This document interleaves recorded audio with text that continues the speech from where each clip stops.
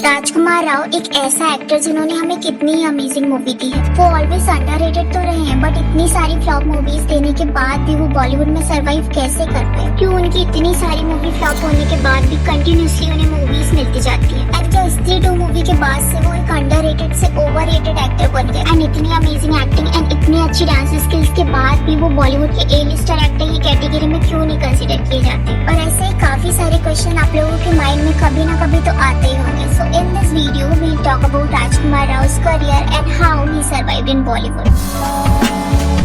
राजकुमार राव का बर्थ 31 अगस्त 1984 को हरियाणा में हुआ था एंड वो एक मिडिल क्लास फैमिली से बिलोंग करते थे। उनके फादर एक गवर्नमेंट ऑफिसर थे। तो स्टार्टिंग से उन्हें एक्टिंग में इंटरेस्ट था एंड अपने कॉलेज के टाइम से उन्होंने थिएटर ज्वाइन कर लिया था। एंड एक बार जब उन्होंने एक्टर मनोज बाजपेयी का परफॉर्मेंस देखा तो उन्होंने डिसाइड किया कि वो भी मूवी एक्टर बन के रहेंगे, जिसके बाद उन्होंने 2 साल तक एक्टिंग क्लासेस ज्वाइन करी एंड मुंबई शिफ्ट हुए। तो राजकुमार ने अपने मूवी करियर की शुरुआत 2010 की रन मूवी से करी थी, जहाँ उनका बहुत ही स्मॉल रोल था। एंड उनकी सेकंड मूवी थी 2010 की लव सेक्स एंड धोखा। बट क्योंकि ये मूवी मल्टी स्टारर थी तो उसमें भी राजकुमार का इतना स्क्रीन टाइम नहीं था। बट 2011 में राजकुमार की रागिनी MMS मूवी आती है जो उनकी फर्स्ट लीड मूवी थी।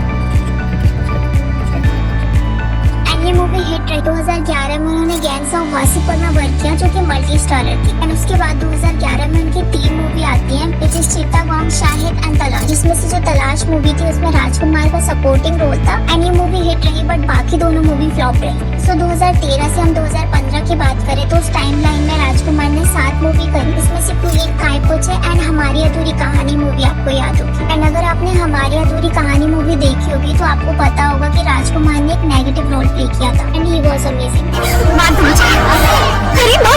धीरे-धीरे करके राजकुमार चाहे मेन लीड हो या सपोर्टिंग रोल हो, सभी रोल करते जा रहे थे एंड दैट इज ग्रेट, क्योंकि आउटसाइडर को बॉलीवुड में इजीली वर्क मिल पाना बहुत मुश्किल होता है। फिर 2016 से 2017 की हम बात करें तो उन्होंने 5 मूवी करी, जिसमें से बरेली की बर्फी मूवी में राजकुमार के कैरेक्टर को काफी पसंद किया गया। इनफैक्ट उस मूवी में राजकुमार राव ने आयुष्मान खुराना की एक्टिंग को भी ओवरशैडो कर दिया था। ये है तुम्हारी अंतिम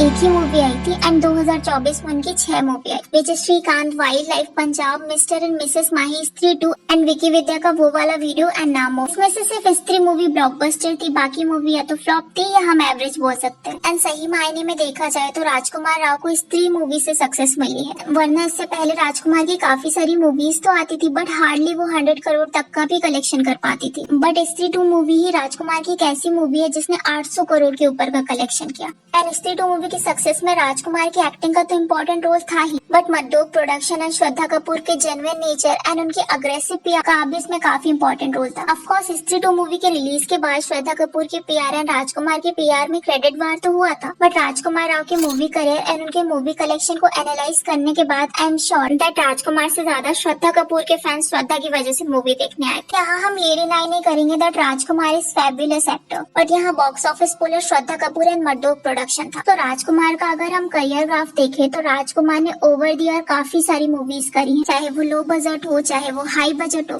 इनफैक्ट उन्होंने सारे ही टाइप के रोल करे हैं, चाहे वो कॉमेडी हो, सीरियस हो, सस्पेंस हो। ऑल्सो राजकुमार ने कोई भी मूवी चाहे वो लीड रोल हो चाहे वो सपोर्टिंग रोल हो या मल्टी स्टारर हो, सभी में वर्क किया है। बट उन्होंने जितनी भी मूवी करी है उसमें से 70% मूवी उनकी फ्लॉप रही है। दैट मीन्स राजकुमार एक्टर तो कमाल के हैं बट वो ऑडियंस को थिएटर में नहीं ला पाते। बट इसमें हम फुली राजकुमार को ही ब्लेम नहीं कर सकते, क्योंकि मूवी का प्रमोशन या प्रोडक्शन हाउस भी डिसाइड करता है कि मूवी हिट होगी या फ्लॉप। एंड अगर मूवी का प्रमोशन ही अच्छे से नहीं होगा तो ऑडियंस को कैसे ही पता चलेगा कि न्यू मूवी आने वाली। एंड स्मॉल बजट की मूवी में यही रिस्क होता है कि वो प्रॉपर प्रमोशन नहीं कर पाते। बट वहीं अगर हम राजकुमार राव के कंटेम्पररी आयुष्मान खुराना की बात करें तो आयुष्मान की मूवी भी राजकुमार की तरह ही लो बजट की रहती है, but Ayushmann Khurrana audience polling काफी अच्छी है एंड आयुष्मान की मोस्टली मूवी 100 करोड़ के ऊपर का कलेक्शन कर लेती है। ऑल्सो आयुष्मान खुराना का स्क्रिप्ट सिलेक्शन भी काफी अच्छा है। वो कम मूवी करते हैं बट मोस्टली मूवी उनकी सुपर हिट होती है। बट एक चीज में आयुष्मान खुराना लैक करते हैं, वो है वर्सेटैलिटी, क्योंकि आयुष्मान खुराना की सारी ही मूवी में सेम रोल रहते हैं। वही राजकुमार राव की हर मूवी में आपको वर्सेटाइल कैरेक्टर देखने को मिलेंगे। एंड राजकुमार राव को जितनी भी मूवी मिली है वो उसे इसीलिए करते गए क्योंकि बॉलीवुड में उनका सपोर्ट सिस्टम नहीं है। उन्होंने यहाँ तक पहुँचने के लिए बहुत स्ट्रगल किया है। एंड अगर ऐसे ही राजकुमार हर मूवी को मना करते जाते तो हो सकता है कि इन फ्यूचर उनको मूवी ऑफर नहीं होती। तो इतनी सारी मूवी तो राजकुमार को मिल रही है, बट हम यहाँ उन्हें ओवररेटेड भी नहीं बोल सकते, क्योंकि उन्हें मूवी जरूर मिल रही है बट उनके पास अभी भी वो स्टार पावर नहीं है कि वो ऑडियंस को थिएटर में ला सके। अब हमारा यहाँ ये क्वेश्चन आता है कि राजकुमार राव कभी ए लिस्टर एक्टर बन पाएंगे या अभी तक वो क्यों नहीं बन पाए।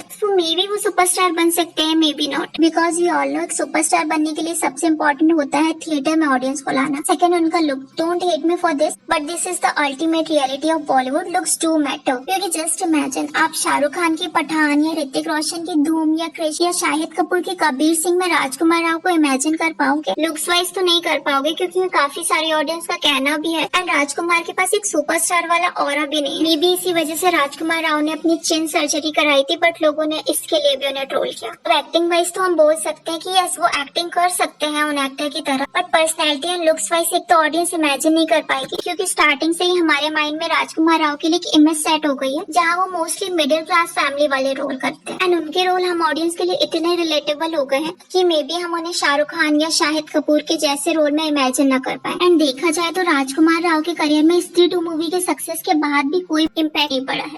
उन्हें जैसे पहले लो बजट की मूवी मिल रही थी अभी भी वैसे ही मूवी मिल रही है एंड उनकी मूवी फ्लॉप भी होती जा रही है एंड राजकुमार की मूवी चॉइसेस में भी कोई डिफरेंस देखने को नहीं मिला। अभी भी वो पहले ही जितनी मूवी कर रहे हैं, बट आई थिंक राजकुमार को भी बिग बजट की मूवी मिलनी चाहिए ताकि ऑडियंस के माइंड में जो राजकुमार की एक पर्टिकुलर इमेज बनी है ना वो हट जाए। जैसे विक्की कौशल भी राजकुमार राव की तरह ही अंडररेटेड थे, बट सिर्फ एक बिग बजट मूवी ने उनका पूरा करियर चेंज कर दिया एंड एक ही मूवी के बाद उनका कंपैरिजन ए लिस्टर सेलिब्रिटी से किया जाने लगा। So Rajkummar Rao also deserve a chance, क्योंकि इतने सालों बाद भी वो उसी पोजीशन में है जहां वो पहले थे। एंड राजकुमार की मूवी करियर से एक चीज तो समझ आती है दैट बॉलीवुड आउटसाइडर के लिए काफी हार्श है। उन्हें बहुत ज्यादा स्ट्रगल करनी पड़ती है एंड कंटिन्यूअसली वर्क करने के बाद भी उन्हें वो रिकॉग्निशन नहीं मिलती जो कि इजीली एक नेपो किड को मिल जाती है। बट इट्स गुड कि इतनी फ्लॉप मूवी देने के बाद भी राजकुमार को कंटिन्यूअसली मूवी मिलती जा रही है। मे बी डायरेक्टर उनकी एक्टिंग में फोकस करते हैं ना कि उनके बॉक्स ऑफिस कलेक्शन पे। तो लेट्स सी आगे चल के क्या होता है राजकुमार के करियर में। ये भी कुछ मिरेकल हो एंड स्त्री 2 मूवी की तरह उनकी आने वाली मूवीज भी बिग कलेक्शन कर पाए। So what I thought about Rajkummar, let me know in a comment. And Kartik Aaryan Bollywood में सर्वाइव कैसे कर पाए, क्यों उन्हें करण जौहर ने बाइकआउट किया था एंड क्यों टी सीरीज के ओनर भूषण कुमार उन्हें इतना सपोर्ट कर रहे हैं, जानने के लिए इस वीडियो को क्लिक करें।